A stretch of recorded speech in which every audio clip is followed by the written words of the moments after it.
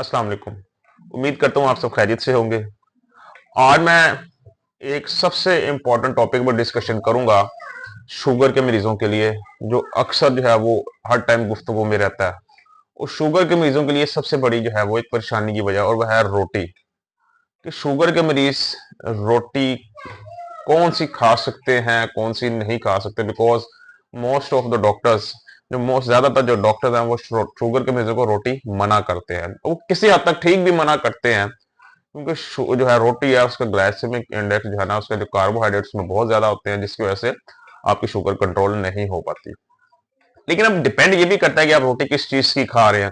कुछ किस्म के जो कुछ अनाज ऐसे हैं जिनकी अगर शुगर आप रोटी खाएं तो वो शुगर के मरीजों के लिए थोड़ी बहुत जो है वो बेहतर समझी जाती है, स्पेशली उनके लिए जिनके शुगर की है वो कंट्रोल में है, बहुत ज्यादा अनकंट्रोल्ड नहीं है। तो आज मैं इसी तरह बात करूंगा बेसन की, ग्राम फ्लोर की। क्योंकि मेरे अक्सर का कुछ लोग पूछते हैं सर बेसन की रोटी खा सकते हैं या ग्राम फ्लोर जिससे हम लोग कहते हैं उसको खा सकते हैं।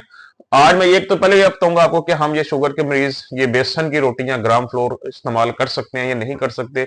दूसरा इसके कुछ एहतियाती तदाबीर बताऊंगा कि इस्तेमाल करने का तरीका क्या होना चाहिए, आपका सही वक्त कौन सा इस्तेमाल करने का, और इसके कुछ हमारी जिस्म पे जो नुकसानात हैं उन वो कौन कौन से हैं, ताकि हम जो है उसको उस लिहाज से इस्तेमाल करें। बेसन देखा जाए तो अरसा कदीम से हमारे जो है वो घरों में इस्तेमाल हो रहा है, मुख्तलिफ किस्म की चीजों की जो है ना शक्ल में।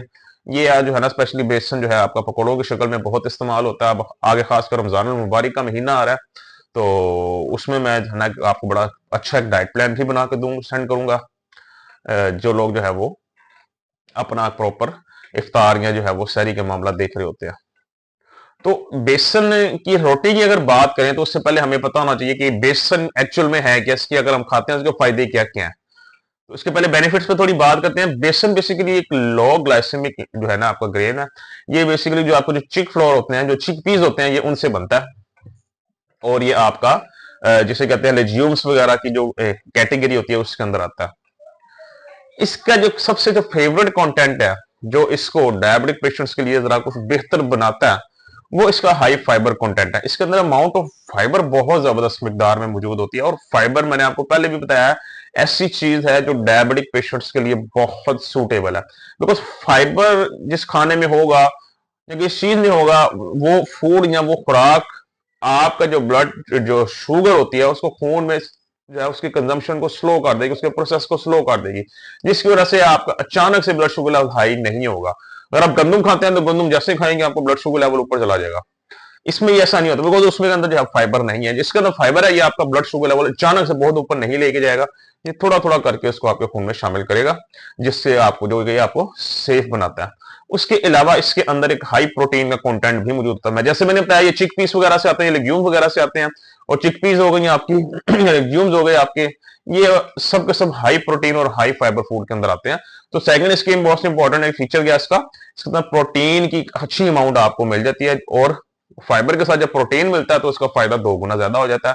फायदा दो गुना ज्यादा है, एक तो बॉडी के लिए दो गुना ज्यादा फायदा हो जाता है, दूसरा ब्लड शुगर लेवल कंट्रोल करने के लिए जो है ना उसका असर जो है वो पहले से 10 गुना ज्यादा हो जाता है। तो पहले इसका बेनिफिट क्या है, फाइबर का हाई फाइबर कंटेंट है। सेकंड हमारे पास क्या है, हाई प्रोटीन कंटेंट है। इसके अलावा इनका जो आपके इंपॉर्टेंट मिनरल है उनके अंदर मैग्नीशियम की एक अच्छी और हेल्दी अमाउंट इसके अंदर मौजूद होती है। मैग्नीशियम पहले भी कई दफा मैं बता चुका हूं, हमारी बॉडी का एक बहुत एक जरूरी हिस्सा है, बहुत ही जरूरी मिनरल है, जो कि हमारे जिस्म का हिस्सा है। इसकी जरूरत से ज्यादा कमी भी टाइप 2 डायबिटीज को ट्रिक करती है, मतलब अनकंट्रोल भी जो है ना उसकी वजह से होती है आपकी डायबिटीज, अगर आपके अंदर मैग्नीशियम की बहुत ज्यादा कमी है। तो मैग्नीशियम की कमी को पूरा करने के लिए भी आप इसका इस्तेमाल करें तो आपके लिए सूटेबल हो सकता है। और भी इसके मुख्तलिफ किस्म के जो है वो फायदे आपकी बॉडी के लिए, ह्यूमन बॉडी के लिए, जिसको जो है वो इन चीजों को आपको देखना पड़ता है। अब बात करते हैं कि इसको खाने का तरीका क्या, बनाने का तरीका क्या है। तो अगर मैं बेसन की बात करूं तो बेसन की रोटी अमूमन थोड़ी सी मतलब मोटी बनती है। क्यों, इसको जब आप गूंदते हैं, गूंदने के बाद इसको पकाना थोड़ा, मतलब जो गंदम की रोटी है उससे थोड़ा डिफिकल्ट होता है। तो कोशिश करें कि इसको अगर आपने खाना है तो दोपहर के टाइम खाएं। मैं अपने दूसरे जो मेरे व्यूअर्स हैं, डायबिटिक पेशेंट्स हैं, जो हजरात मुझे रोज सुनते हैं, मैं उनको एक चीज जरूर रिकमेंड करता हूँ, जिनकी शुगर अनकंट्रोल्ड है, जिनकी शुगर अनकंट्रोल्ड है, जिनकी डायबिटीज अनकंट्रोल है, वो कम से कम दोपहर को फास्टिंग किया करें, स्पेशली जब तक उनकी शुगर कंट्रोल में नहीं हो जाती। दोपहर को फास्टिंग का मतलब यह है कि जस्ट पानी पे गुजारा करें, नाश्ता करें, हेल्दी हाई प्रोटीन नाश्ता लें, और उसके बाद रात का खाना अपना खाया करें। दोपहर के टाइम कुछ ना खाएं और स्नैक्स वगैरह भी कोई ना खाएं। उस दौरान अगर पानी पीना बहुत ज्यादा आपको अगर महसूस होता है कि आपको जो है वो जिस्म जो है वो खुराक मांग रहा है, आप इस चीज के यूज टू नहीं है कि आप दोपहर को भूखा रह सके, तो उसमें एक जो है मिक्स सैलड बना के खा लिया करें, सलाद बना के खा लिया करें। और उसको मजीद बेहतर करने के लिए इसके अंदर जो बॉइल्ड चिक पीस होते हैं, उबले हुए चने, वो ऐड कर सकते हैं आप, या सलाद तो वो चिकन ऐड कर ले। नहीं तो आप इसको जो है वो फास्टिंग करें।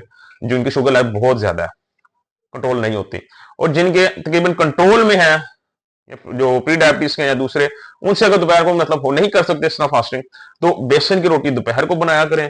तो जैसे मैंने आपको कहा है कि बेसन के अंदर आपको हाई फाइबर कंटेंट है, हाई प्रोटीन है, इसके साथ रोटी के साथ थोड़ी सी सलाद जरूर रखें, बिकॉज सलाद जब उसके अंदर आएगी तो वो आपके मजीद जो है ना आपके ब्लड शुगर लेवल कंट्रोल करने में उन चीजों को हेल्प आउट करेगी। तो रोटी के साथ सलाद जरूर रखें। दूसरा, कोशिश करें रोटी छोटे साइज की बनाएं। अगर आप बड़ी बनाते हैं तो उसका नुकसान क्या, मैं आगे जाकर बताता हूँ। तो साथ कोई कोशिश करें कि मतलब आप लाइक चिकन ले लें या बीफ ले लें, थोड़ा सा कीमे की शक्ल में। सब्जियों के अंदर आप कुछ सब्जी अगर आप खाना चाहते हैं तो ग्रीन लीफी वेजिटेबल्स का इस्तेमाल करें, या जो गोभी होती है आपकी उसका इस्तेमाल करें। करेले हो गए, भिंडी हो गई, इन चीजों को आप इजीली खा सकते हैं। मेथी, मेथी बहुत फायदेमंद है डायबिटीज पेशेंट के लिए, मेथी का इस्तेमाल किया करें। तो ये रोटी के साथ इन चीजों का इस्तेमाल करें, और कोशिश करें रोटी सिर्फ दोपहर को खाएं, रात को ना खाएं, बिकॉज रात को अगर रोटी खाते हैं आप और वो डाइजेस्ट नहीं हो पाती, तो उससे आपका फास्टिंग शुगर लेवल ज्यादा आएगा सुबह खाली पेट। तो दोपहर को ये रोटी खाएं, छोटे साइज की बना लें। अगर खाली रोटी आपसे नहीं बनती तो इसके अंदर वैसे कुछ जो है ना कुछ आप कुछ तो मसाला जात वगैरह ऐड कर सकते हैं, मतलब प्याज ऐड थोड़ा डाल लिया, टमाटर डाल लिया, तो जो कि चिल्ले की शक्ल एक बन जाता है। तो अंडा डाल के इसको वैसे भी बिना किसी चीज के भी खा सकते हैं, चीजें बनाकर। तो बेसन की रोटी अमूमन खानी है तो दोपहर के टाइम आप लोग खाएं। खाएं। उसकी मैंने आपको पहले भी वजह बताई है, दोबारा बताता हूँ, बिकॉज ये हार्ड टू डाइजेस्ट होता है। अगर आप रोटी इसकी बहुत बड़ी बना लेंगे या ज़्यादा आटा इसके अंदर ऐड करेंगे तो वो डाइजेस्ट नहीं होगा। जब डाइजेशन के इश्यूज आएंगे तो उसमें ब्लॉटिंग होगी, आपको गैस के इश्यूज होंगे आपको, और खाना जब हजम नहीं होगा, मतलब आपके स्टमक में वैसे ही पड़ा हुआ है, और जब खाना स्टमक में पड़ा रहेगा तो इसका मतलब यह है कि वो आपके ब्लड शुगर लेवल को बढ़ाता रहेगा। आपका जो ब्लड शुगर लेवल है वो एक नॉर्मल स्टेट में नहीं रहेंगे, वो अपवर्ड जो है वो जाते जाएंगे, क्योंकि जब खाना डाइजेस्ट होगा तभी जो है ना सारी एनर्जी आपकी जो है वो रिलीज होगी उसमें से, स्टमक में से। तो जब डाइजेस्ट आपका स्टमक में पड़ा रहेगा खाना तो वो हजम नहीं होगा, तो आपको डिस्टर्बेंस होगी, आपका ब्लड शुगर लेवल भी अनकंट्रोल्ड रहेगा। तो जिन हजरात की शुगर कंट्रोल में है, तकरीबन बहुत ज़्यादा हाई नहीं रहती, बस दरमियानी 150-60 के करीब रहती है, 170, तो वो इसको एंजॉय कर सकते हैं। और बात फिर वो ये है, इसकी ये साइड इफेक्ट से बचने के लिए खाने के बाद 15-20 मिनट घर में चहलकदमी करें, खाने के साथ सलाद ज़रूर रखें, ताकि आपको इसके डाइजेशन के इश्यूज ना आए। और जिन हजरात को स्टमक का बहुत ज़्यादा इश्यूज होते हैं, वो नहीं डाइजेस्ट कर सकते, तो उनसे ये रिक्वेस्ट है कि वो इसको ना इस्तेमाल करें।